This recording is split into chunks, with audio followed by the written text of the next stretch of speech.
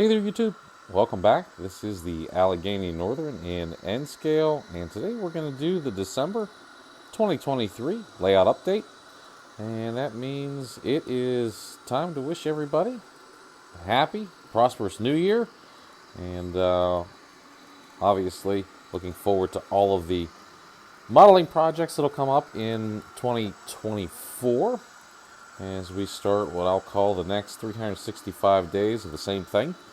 So let's go ahead and take a look and see what was done in December, and then let's talk about where the layout is going in 2024.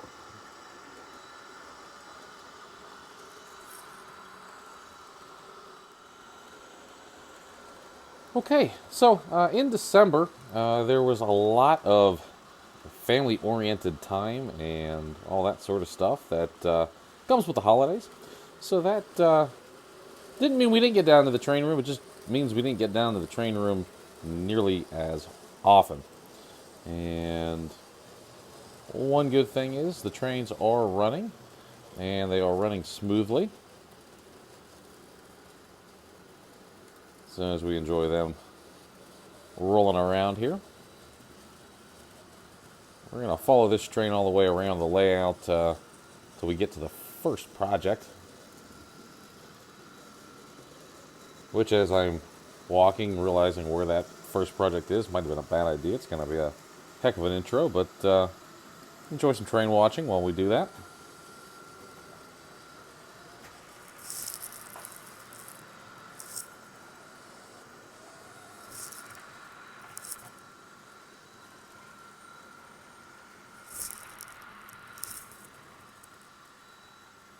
It didn't quite make it. Had to go save the Amtrak train, which decided it was going to try to drive on all the tracks at the same time.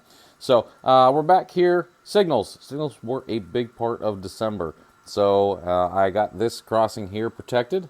So you can see the signals. We're looking at the back end right down there. There is one hidden behind that tree, and it's right there. And then, of course, there's the two here. And here comes our troublemaker. Yesterday, for whatever reason, this train was not staying coupled. Today, it's not staying on the tracks, but it is staying coupled. So, gremlins for to start the new year, which makes sense. And then as we come down through town here, I did go ahead and get this station protected. So there's our signals on one end and our signals on the other. And if you notice in the video, I had these signals, they were facing in the wrong direction, so I just simply moved those around and got them positioned correctly. And then let's go ahead and jump across the layout. Got the signal set up here for this crossover.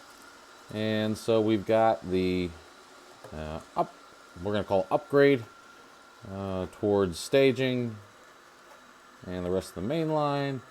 And then we got the ones coming down grade also protected.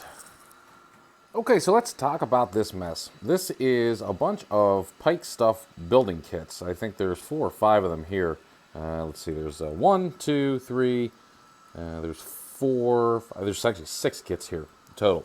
And what I am trying to do is make a large steel type industry. So this is going to be the office building, and obviously nothing put together. It's just held with tape at the moment to try to get it placed. This is going to be the office building here, and then we're going to have a building where the train cars actually go into. This has a welding circuit in it, so you'll see the flickering circuit.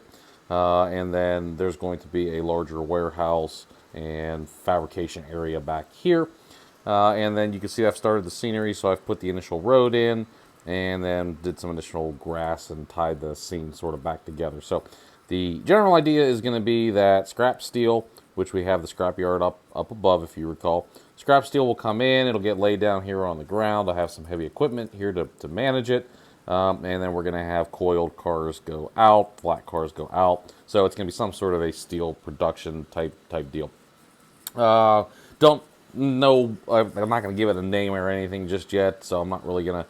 It's just going to be a sort of a nondescript, generic industry, so that I've got some place to put these nice little hoppers, these gondolas, and place for the coil cars to go, because as you recall, I did pick up a couple of those scale trains coil cars. I'm probably going to get more because they're really nice. And I just needed a place on the layout for them to go, and that is what we are doing here.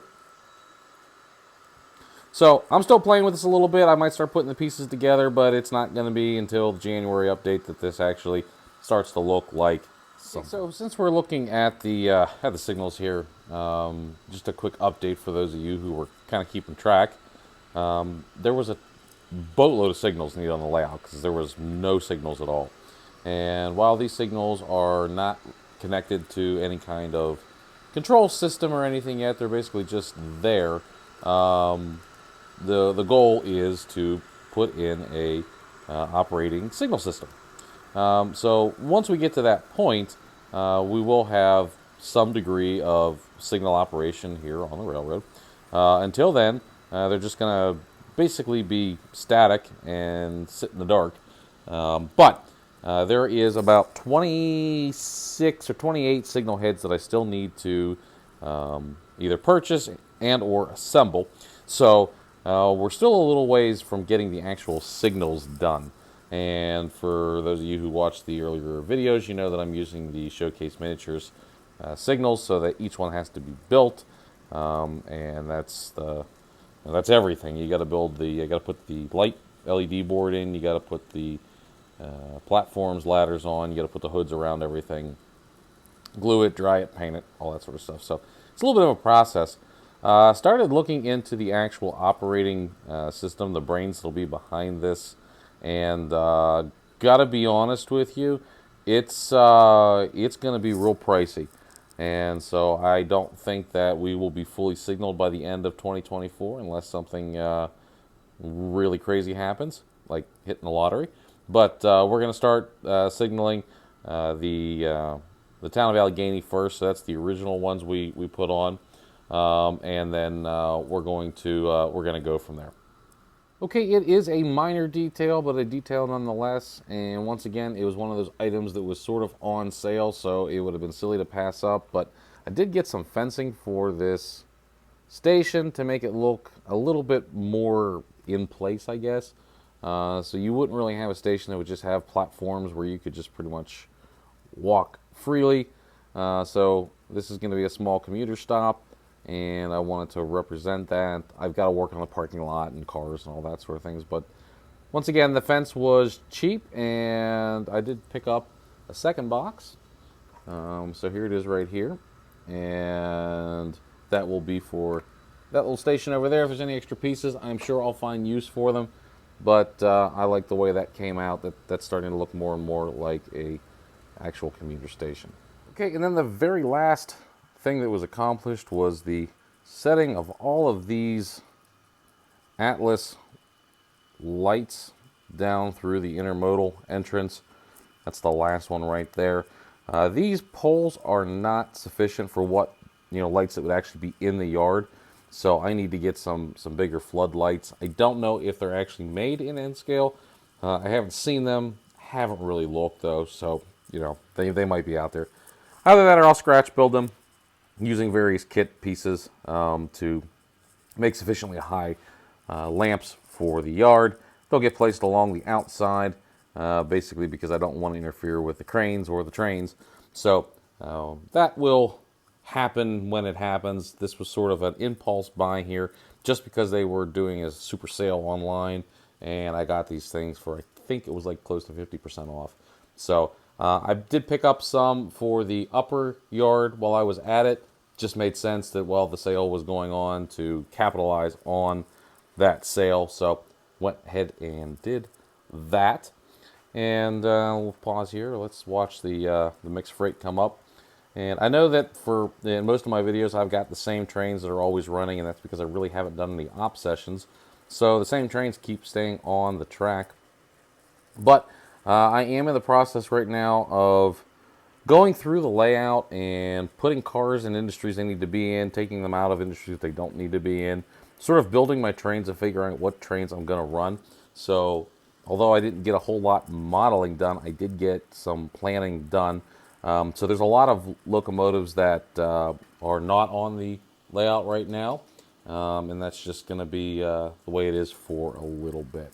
And so it's just part of the process that I'm going through here now, with getting everything sort of put together and figuring out how the layout is going to totally operate, especially now that we're looking at signaling. So I have more trains and locomotives than I have track. And if that sounds familiar to you, I think that's probably all of us. But it's actually gotten to a problem where all of my yards and all of my tracks are so full that trying to do an op session is actually a pain because I got too much stuff. So what I'm doing is some of the older stuff that doesn't quite meet the current standard, I'm looking to get replaced. And some of that's happened already, but I still have some of the old stuff and some of the new stuff on the layout. So working on getting that all cleaned up. It's going to be a bit of a process, but that's what's going to happen here in 2024. So once I get everything cleaned up as to what I'm keeping, what I'm not keeping, what's going into storage, what's getting sold, I'll have a better idea. But I already know that I think the manufacturers are putting out at least another 6 or 7 locomotives this year that I want to add to the collection. So it's getting a little busy here. Okay, so that is pretty much what happened in December, and we're getting ready to obviously welcome in the new year. I don't know when you'll see this video, but it is New Year's Eve today. So everybody be safe, be smart while you're out there partying and welcoming in the new year. And if you've already welcomed in the new year, hopefully you were safe and you were smart. If you weren't, hopefully you're doing better.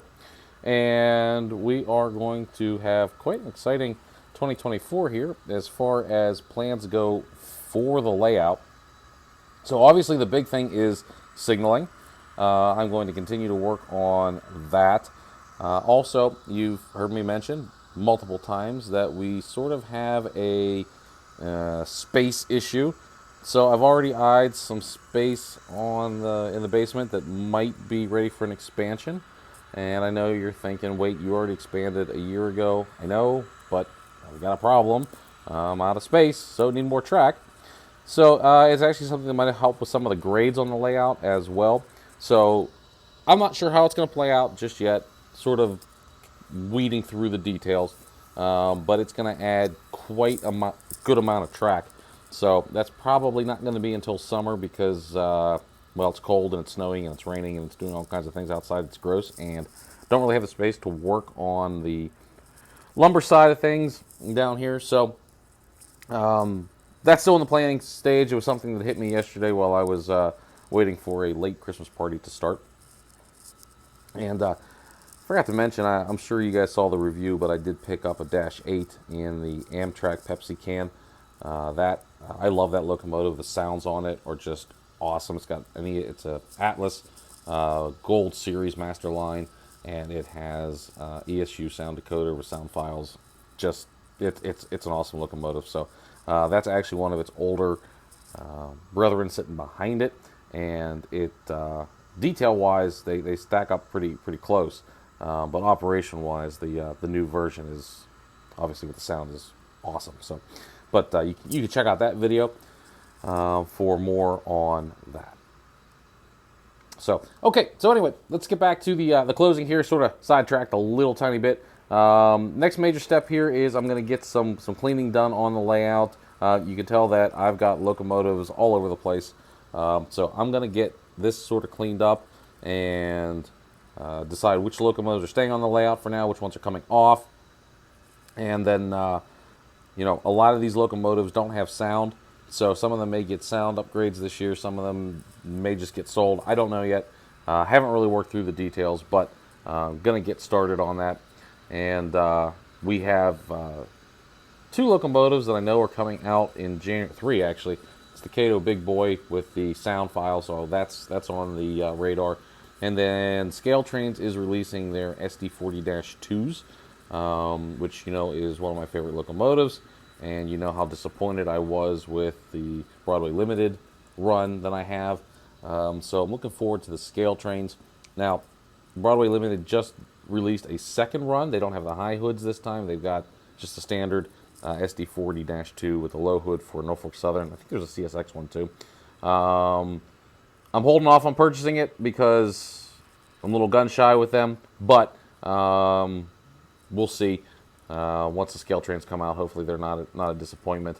I doubt they will be, but let's just wait and see. So that'll be coming up here in January. Hopefully they're in time for the January update. If not, they'll make February. And then the very next video that's going to come out, it's going to be in early January, is going to be a full layout tour. So I know I've been sort of walking everybody through here. Hold on a second, my throttle was about to shut off. Don't want that. So I know I've been walking everyone kind of around the layout, but the last year I started off with a intro video, and we've picked up a ton of subscribers this year. So I want to go ahead and do another one just to update on the state of things. That way you'll know where we are when the year starts, and you'll get to see where we are when we do the December next year. So I think that'll probably be the next video, and it'll be sometime in January. I don't know if I'm going to get it filmed this weekend or next. Whenever it gets filmed, it'll get filmed. So we'll do that, and it looks like, and I don't want to jinx it because the trains have made a couple of loops without having any issues. So whatever gremlins were going on down here, they seem to have gone away for now. So we'll take that as a win to start the year. So we'll see you here in January, and everybody, happy modeling.